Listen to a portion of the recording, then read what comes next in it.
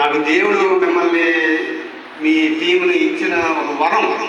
ఎందుకంటే నేను గతంలో ఏదో ఫంక్షన్కి వెళ్ళేటప్పుడు సేవలందరూ వచ్చారు. అప్పుడే ఫస్ట్ చూడడం. కానీ అంతకుముందే పులిపేట మీద చెప్తాను, ఇక్కడ మన మధ్య దేవుడు ఉన్నాడు. మా మిస్సెస్కి దర్శనాలు ఇస్తుంటాడు దేవుడు. మా మిస్సెస్కి దర్శనం ఇచ్చి రేపు 21 మంది సేవకులు వస్తారు, ఈ ఖాళీ ప్లేస్లో ప్రార్థన చేస్తారు అనేసి దేవుడు దర్శనం ఇచ్చాడు.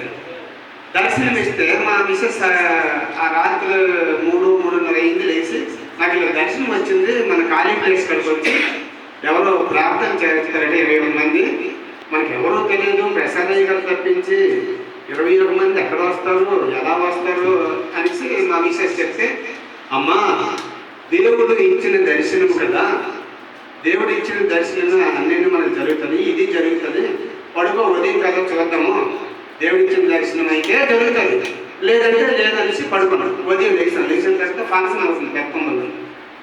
పాస్టర్ గారు అక్కడ పెద్దమ్మలోన ఏదో పెళ్ళి అవుతుంది, ఆ పెళ్ళిక్కడికి వెళ్ళాము. వెళ్ళిన తర్వాత ప్రసాదయ్య గారు వచ్చారు. అక్కడికి సేవకులు అందరినీ నేను అన్నాను, అయ్యగారు ఇక్కడగా పాస్టర్ గారికి దర్శనం వచ్చిందట, సేవకులు 21 మందిని వచ్చి ప్రార్థన చేస్తారు, 21 మంది అయిపోయిన తర్వాత ఆగిపోయిందట. మళ్ళీ ఎవరు వచ్చి కోరిక ప్రార్థన చేస్తానన్నా చేయతలేస్తే దేవుడు అలాగే దర్శనం ఇచ్చాడు. అయితే దేవుడు మహాకృప PPS టీం నుంచి 15 మంది ఒకేసారి వచ్చి ఖాళీ ప్లేస్లో గొలుసు ప్రార్థన చేస్తుంటే మా పాస్టర్ కానీ ఇలాగే చేస్తాను, నాకు ఇలాగే దర్శనం వచ్చింది అన్నది. హల్లెలూయా. దేవుడికి మహిమ అంటే నిజంగా ఆ 15 మంది అయిపోయిన తర్వాత మళ్ళా ముగ్గురు వచ్చారు, తర్వాత మళ్ళీ ముగ్గురు వచ్చారు. అసలు ఆ రోజే దేవుడు మహాకృప వచ్చి ప్రార్థన చేసి వెళ్ళిపోయిన తర్వాత మళ్ళీ దేవుడు దర్శనం ఇచ్చాడు. మీరే చర్చి కట్టండి, చర్చిలో మీరే సేవ చేయండి. నేను నిజంగా చెప్తాను అయ్య గారు, ఈ ఊరిలో సేవ చేయడం నాకు ఇష్టం లేదు.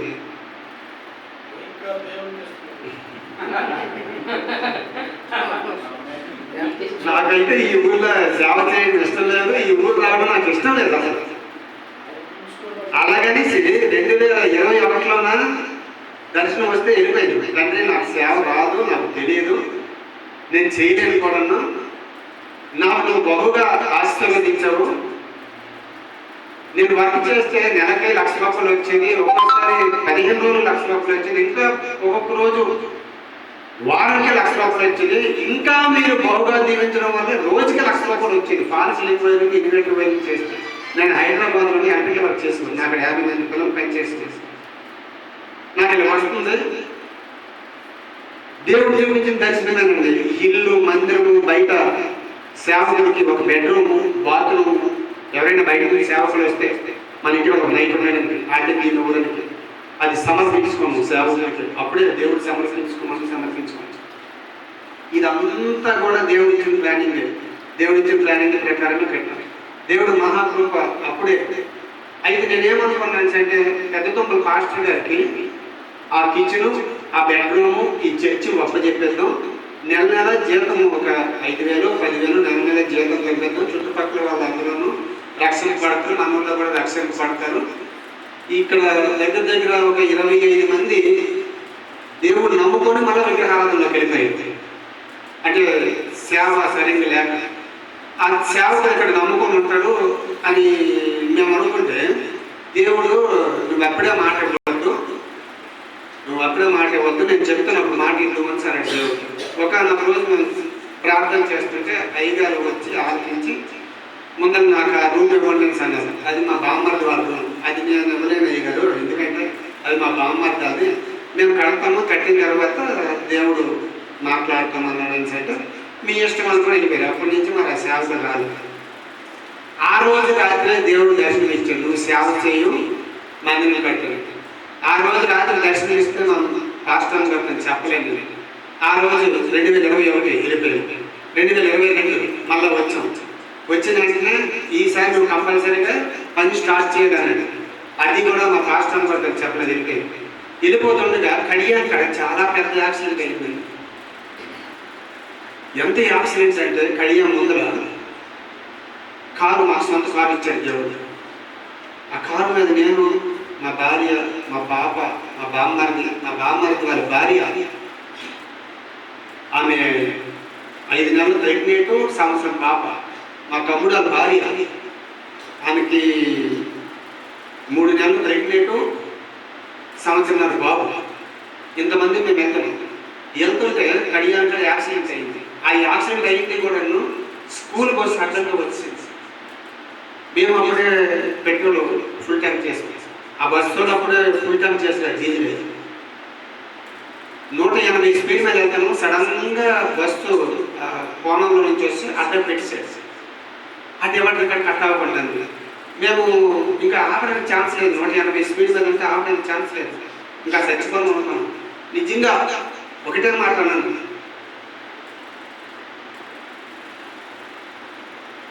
యేసయ్యా మమ్మల్ని కాపాడంటే గట్టిగా అరిచానండి. అంతే తండ్రి అలాగా పర్లకు రాజ్యం నుంచి దిగొచ్చి మా కోరికి అడ్డుగా చేయించాడు. ఆ రోజున అడ్డుగా చేయించి పెట్టకపోతే శాసి కిందలు కారు వెళ్ళిపోయి మా పీకలు కూడా తిరిగిపోయి ఓన్లీ మొండేమో పీక ఉంది. అంత దారుణమైన యాక్సిడెంట్స్ రోజు. ఇంకోటి ఏంటంటే ఆ డీజిల్ ట్యాంక్ కొద్దడం వల్ల డీజిల్ మొత్తం కారు మీద ఉంటే కారుకి break break break break break వేసి వెళ్ళేసరికి అడ్డు వచ్చింది టైర్లే.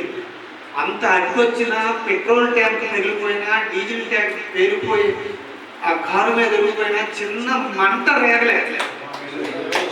దేవుడికి అసలు చాలా రుణపడి ఉంటుంది. ఆ బస్సులో 43 మంది పిల్లలు ఉన్నారు, చిన్న పిల్లలు అందరూ కూడా 10 సంవత్సరాల లోపు పిల్లలు.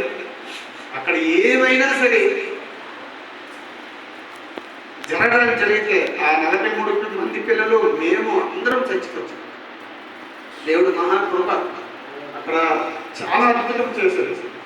అవి వెంటనే హాస్పిటల్కి తీసుకెళ్ళారు. కడియం హాస్పిటల్కి నేను, మా బామ్మర్ది, మా మిస్సెస్ వీళ్ళు బ్రతకరు అర్జెంటుగా హైదరాబాద్ హాస్పిటల్ తీసుకెళ్ళుకున్నాను. రాజమండ్రి హాస్పిటల్ తీసుకెళ్ళుకున్నాను. కడియం హాస్పిటల్ నుంచి రాజమండ్రి హాస్పిటల్ తీసుకెళ్తే అక్కడ కూడా వీళ్ళకి ఆక్సిజన్ అందట్లేదు, బ్రతకరు అర్జెంటుగా కాకినాడ హాస్పిటల్ తీసుకెళ్తాను. కాకినాడ హాస్పిటల్ కూడా తీసుకెళ్తే వీళ్ళు అర్జెంటుగా హైదరాబాద్ హాస్పిటల్ షిఫ్ట్ చేసినట్టు బ్రతకరాలని తెలుస్తుంది. అప్పుడు ఆ రాత్రి నేను ఒకటే ప్రార్థన చేశాను, తండ్రి నేను బ్రతికితే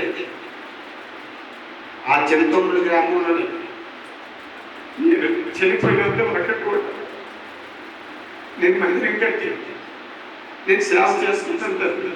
నేను బ్రతికితే, నా భార్య బ్రతికితే, నా బామ్మని బ్రతికితే మేము చెంతొమ్మిది గ్రామంలో సేవ చేసుకుంటాం, మందిరం కట్టుకుంటాం తండ్రి అని ప్రార్థన చేసి ఆ రోజు రాత్రి లాడ్జీ రెండుకి తీసుకొని లాడ్జీలో ప్రార్థన చేస్తుంటారు. రక్తం ఆ లాడ్జీలో మీకు తెలుసు కదా, బయట పరుపులు వేస్తారు. ఆ పరుపులు అంటే రక్తం అయిపోయింది. ఆ రోజు రాత్రి నాకు ఏంటో ఒక వెలుగు వచ్చింది. తాకి ఆ తాగడం వల్ల కొంచెం గుండెల్లో నొప్పి తగ్గింది. లేకపోతే గుండెల్లో నొప్పి ఊపిరి అందేది కాదు.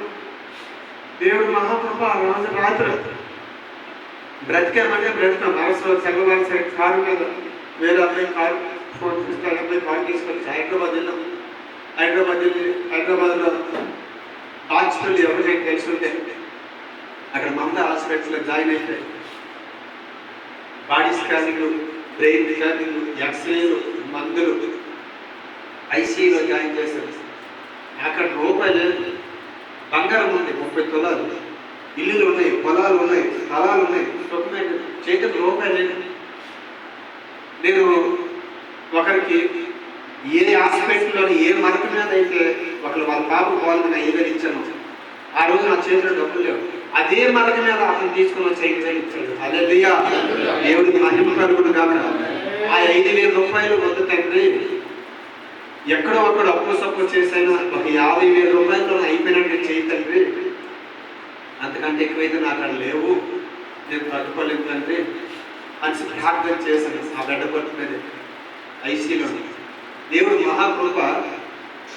మా పాస్టర్ గారు బ్రెయిన్ స్కానింగ్, బాడీ స్కానింగ్, నాకు బాడీ స్కానింగ్, మా బామ్మకి బ్రెయిన్ స్కానింగ్, బాడీ స్కానింగ్, మాకు ఎక్స్రేలు, మందులు, ఇంజక్షన్లు, ఐసీ బెడ్ ఖర్చు మామూలుగా అయితే ఎంత అవుతుందండి? మినిమం ₹1,00,000 అవుతుంది ముగ్గురికి. కానీ దేవుడు మహాకృప నా మీద అంత జాలి ఉంది దేవుడికి. మొత్తం బిల్లు వేశారు, ₹5,000 బిల్లు వేశారండి. హల్లెలూయా, హల్లెలూయా. నేను ₹5,000 బిల్లు వేస్తే 2-3 సార్లు లెక్కేసాను. 1లో 10, 100, 1000, 1లో 10, 100, 1000కి వస్తుంది కానీ 10,000కి రావట్లేదు. యేసయ్యా నువ్వు నా పక్కన ఉన్నావు తండ్రి అనేసి ఆ రోజు ₹5,000 కట్టేసి బయటకు వచ్చి మందిరం కడదామని వచ్చేస్తే మా స్థానిక పాస్టర్ గారు, మీకు అందరూ తెలుసు, సత్రం పాస్టర్ గారు, అప్పుడు మందిరం స్థలం మందిరం ప్రతిష్టకు వచ్చిన శంకుస్థాపన ఆయన దర్శనం చూపించే దేవుడు బైబిల్ కాలేజీ చదివిన తర్వాత మీరు వెళ్ళి మందిరం కట్టడం దర్శనం చూపించారు. దేవుడు మంచిగా ద్వారాలు తెచ్చి బైబిల్ కాలేజీ కూడా చేస్తుంది. దేవుడు ఈ పెద్ద శాస్త్రం దీవించిన కాక ఇంకా ఎంతో ఉంది కానీ ఎందుకంటే ఇప్పుడు సమయం లేదు. ఈసారి మళ్ళా ఈ 3వ శుక్రవారం మనం ఆల్రెడీ ప్రేమ పెట్టుకుంటాం కాబట్టి ఆ రోజు అంత సాక్షి చెప్పిన దేవుడికి మహిమ కలుగును గాక.